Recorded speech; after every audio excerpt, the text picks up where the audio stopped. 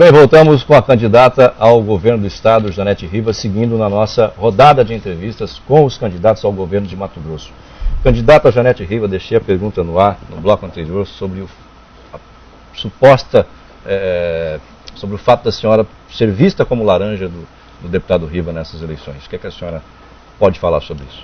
Bom, vou para o início da sua pergunta, né, sobre o discurso dele no dia do lançamento da minha candidatura. Ele se referia exatamente ao senhor Iraí Maggi, que é o maior apoiador financeiro da campanha do... Família Maggi, né?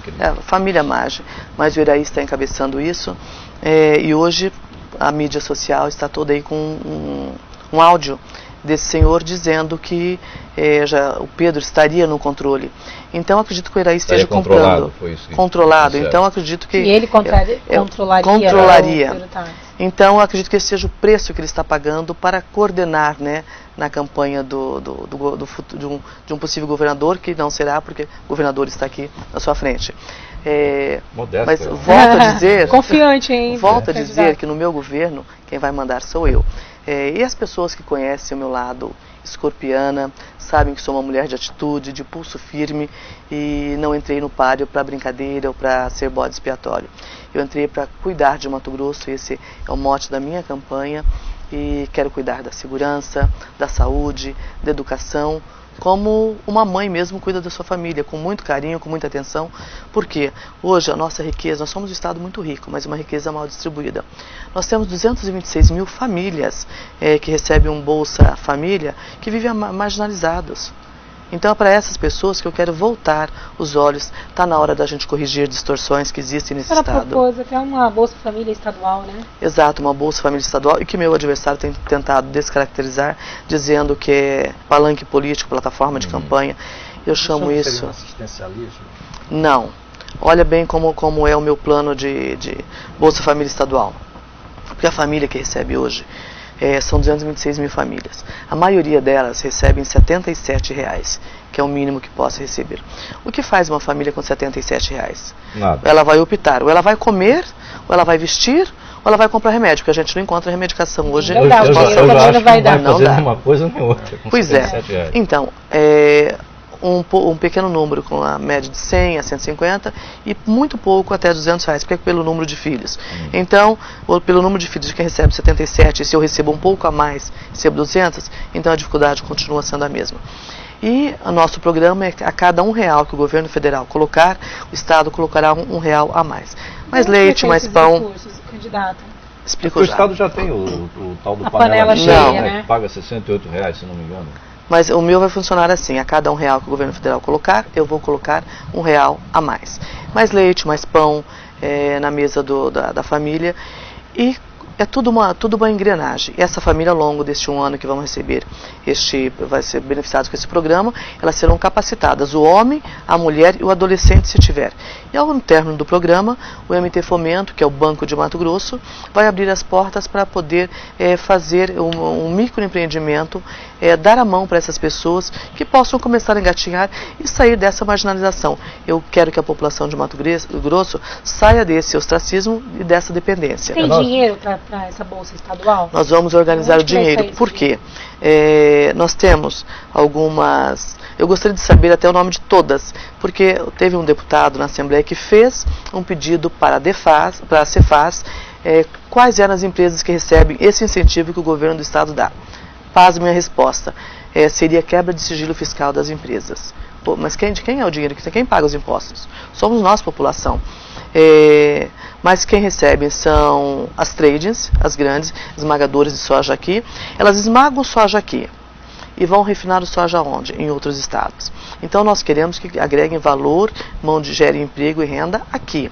Então nós vamos tirar uma pequena parte desses incentivos e vamos financiar esse Bolsa Família estadual. Candidata, a gente entrou na questão plano de governo.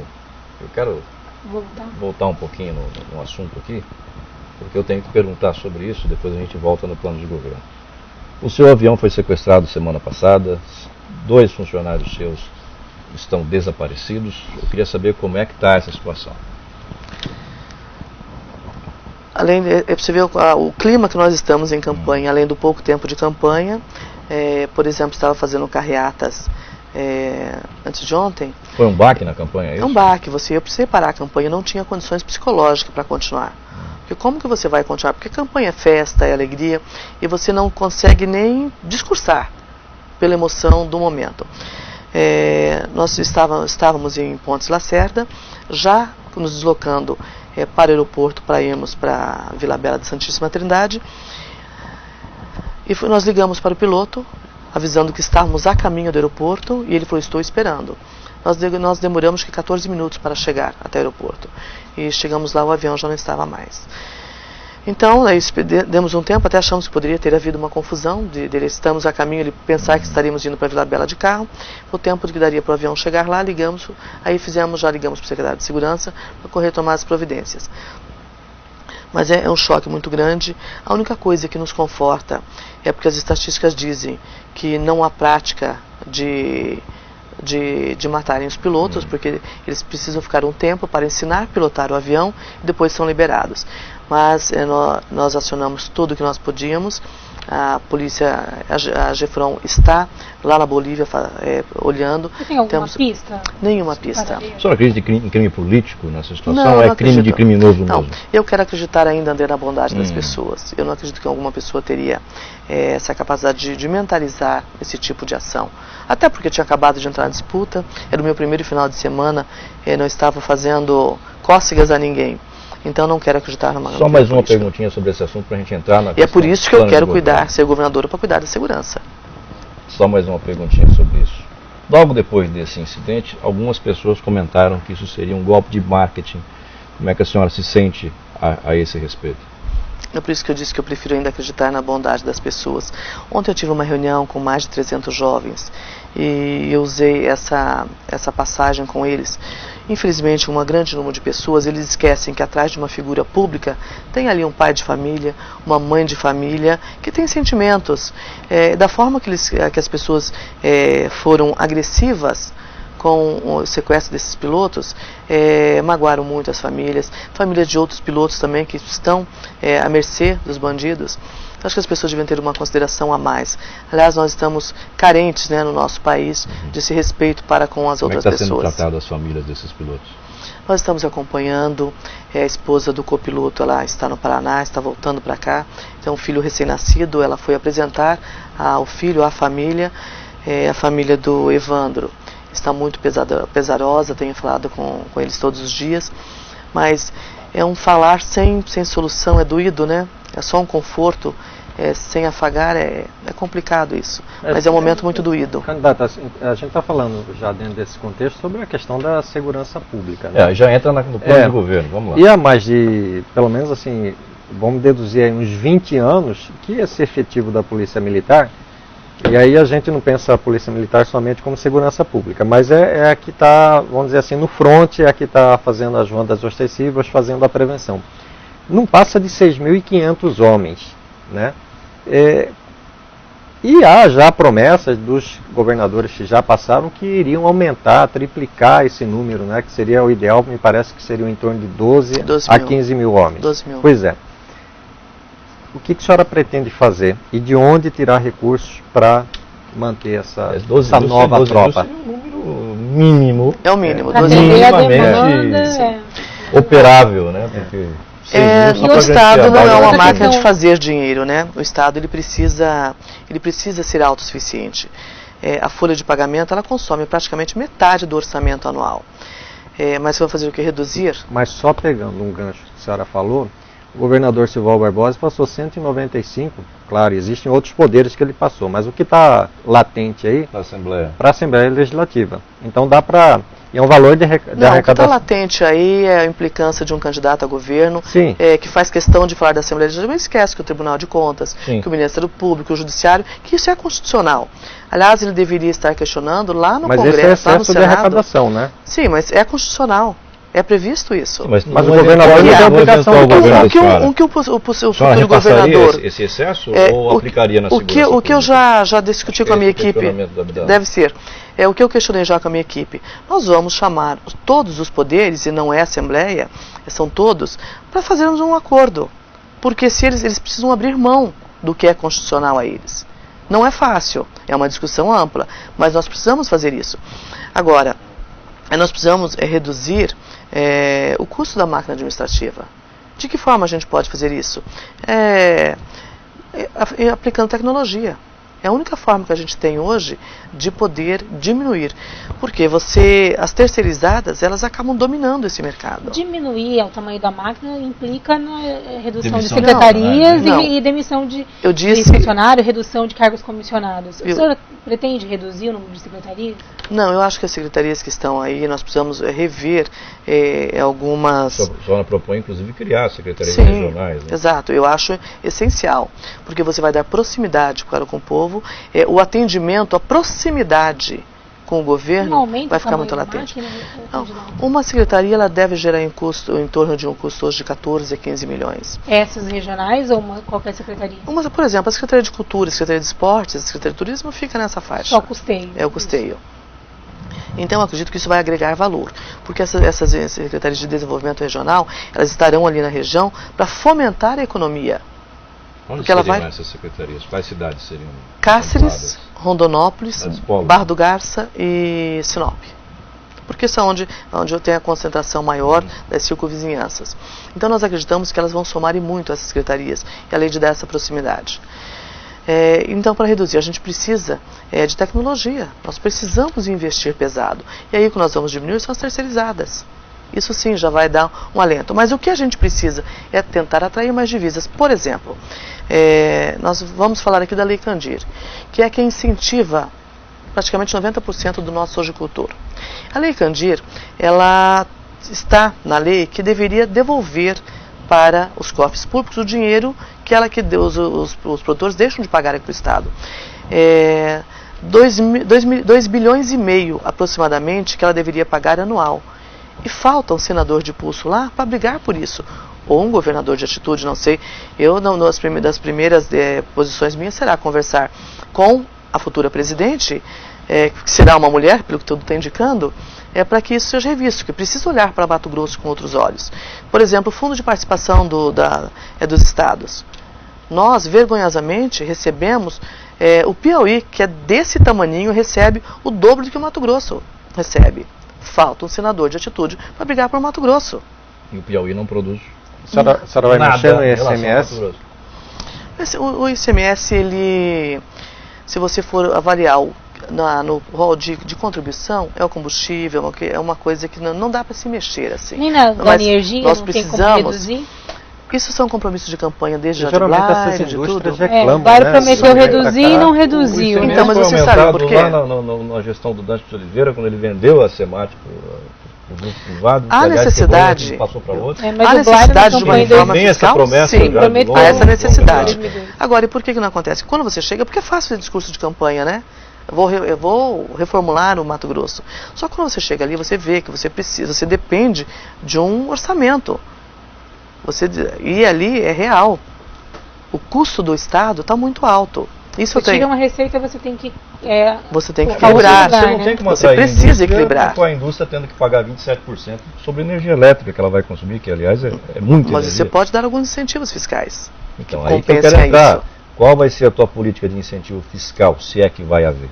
Tem que haver. Se você quiser um Estado forte, você precisa dar um incentivo fiscal, desde que elas agreguem valor aqui. Vai manter essa atual política do governador Silval Barbosa ou vai mudar alguma coisa? Não, você tem que mudar algumas coisas. Você precisa mudar algumas coisas.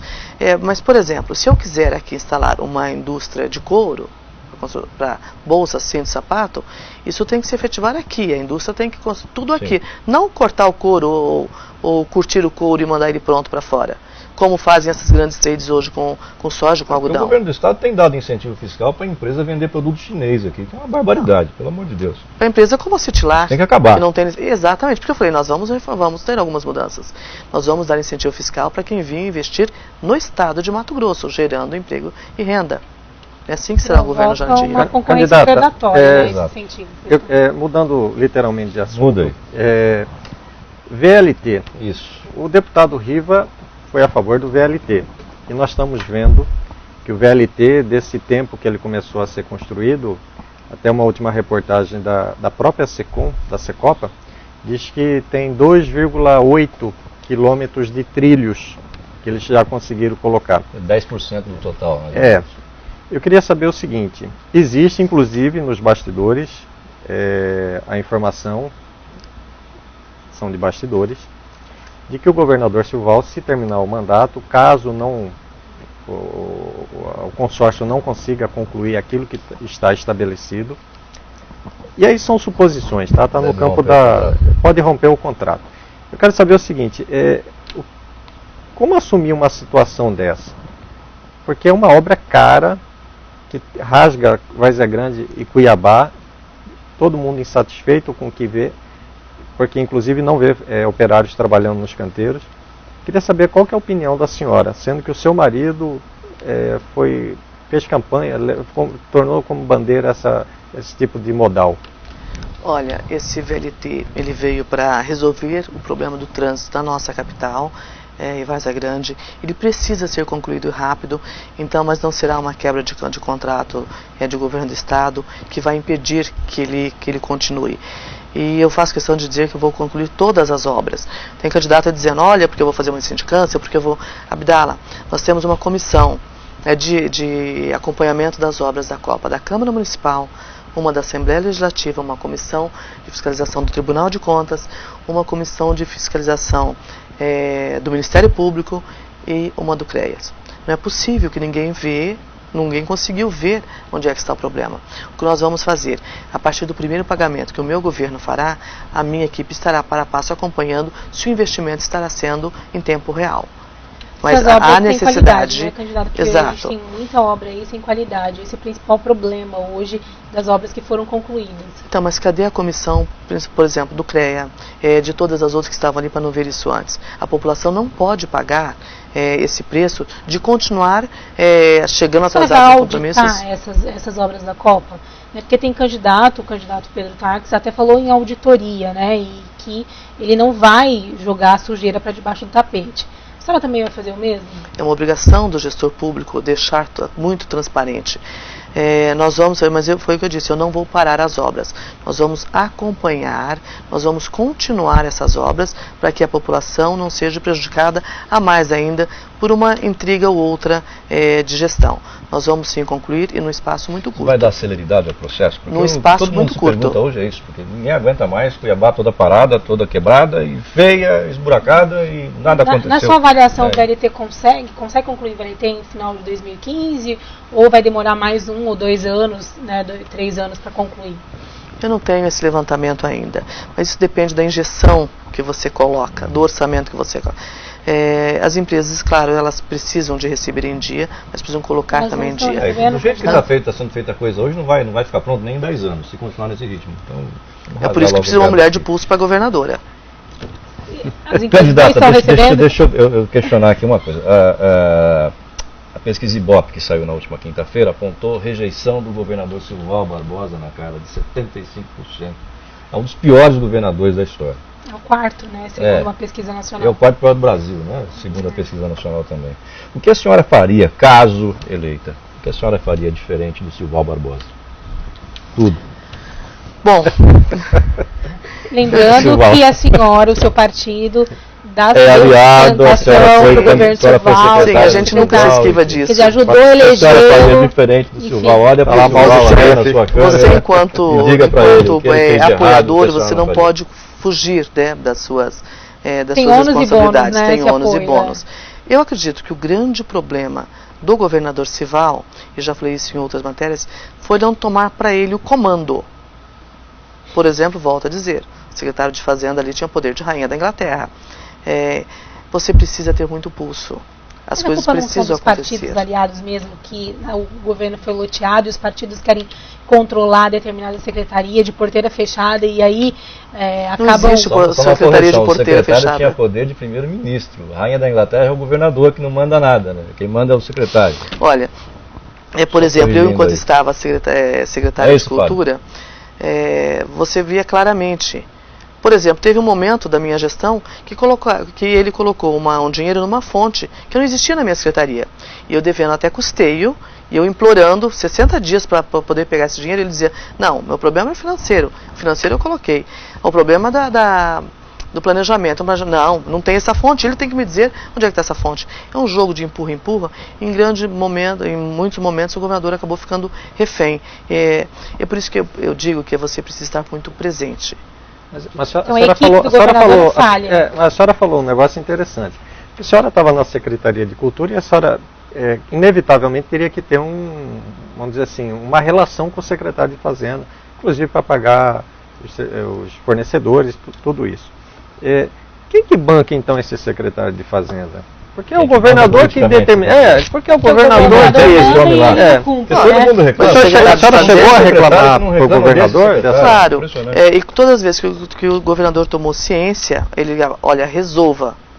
As coisas acontecem. Secretário? Sim. Só quando estava no orçamento, no normal, aí a coisa enrola. Então, por isso que a lei da deficiência pública, ela vem de um momento muito positivo.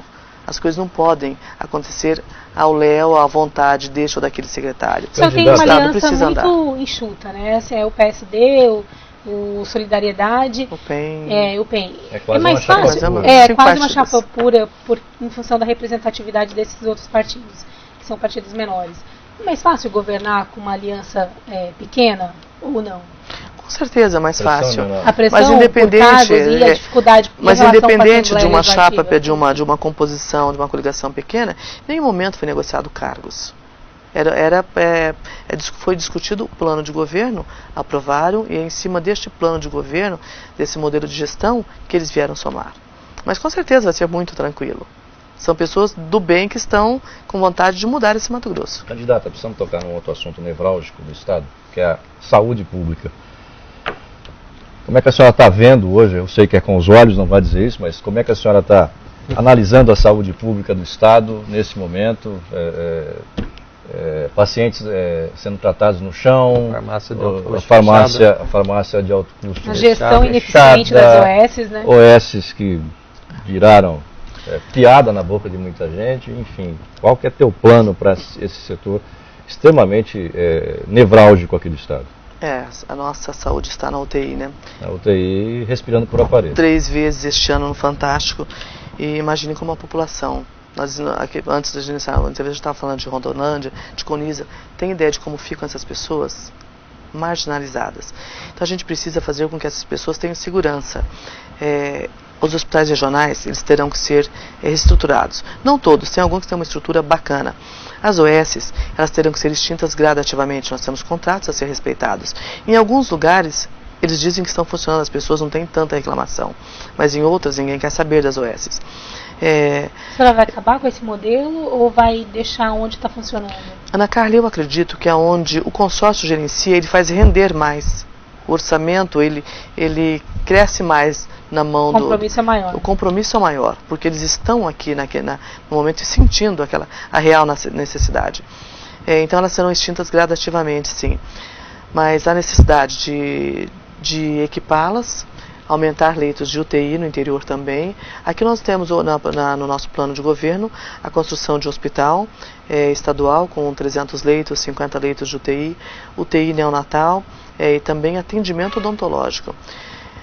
E nós vamos fazer com que nos hospitais regionais tenham as especialidades ali. Porque qual que é o grande... Eu sempre, André, gosto de dizer que o Estado é um motorzinho, que as pessoas têm que estar em sintonia, as engrenagens.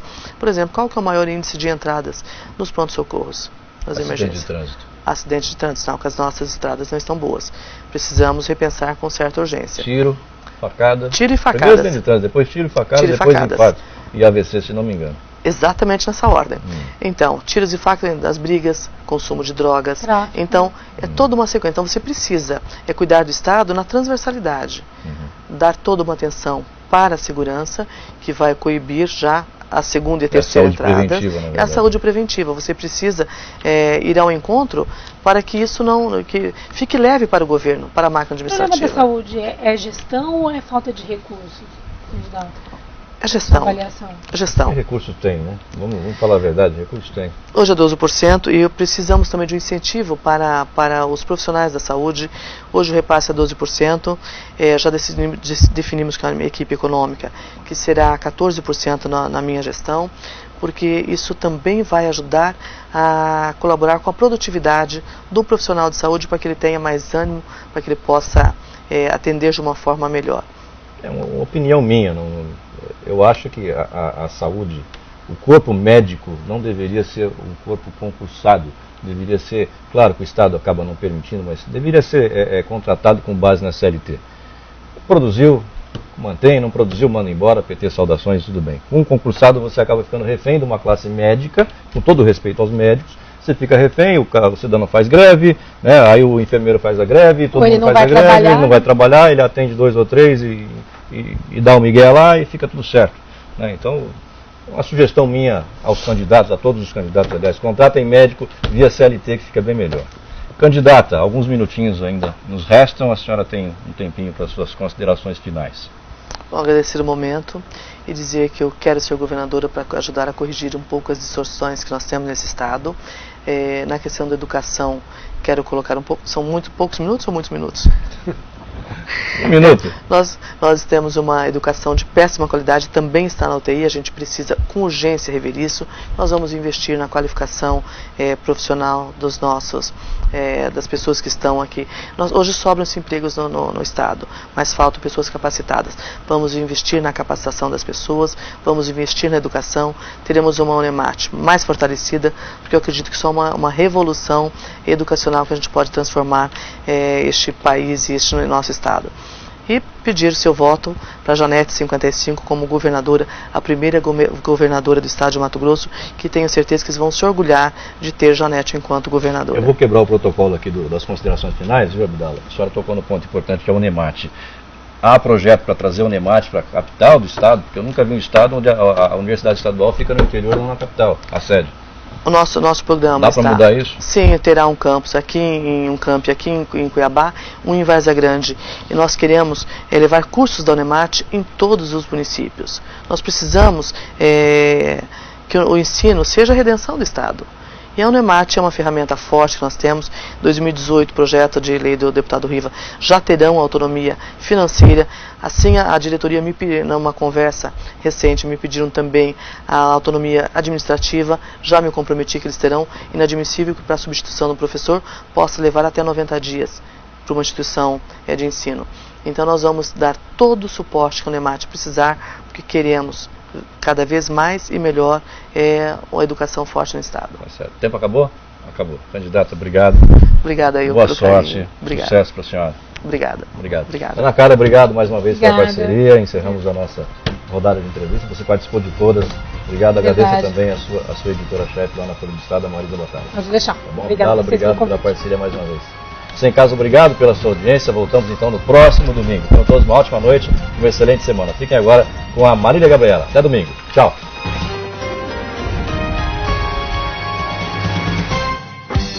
Conexão Poder. Oferecimento ProUnim e Unimed Cuiabá. Queimadas. Uma pequena chama, um grande risco.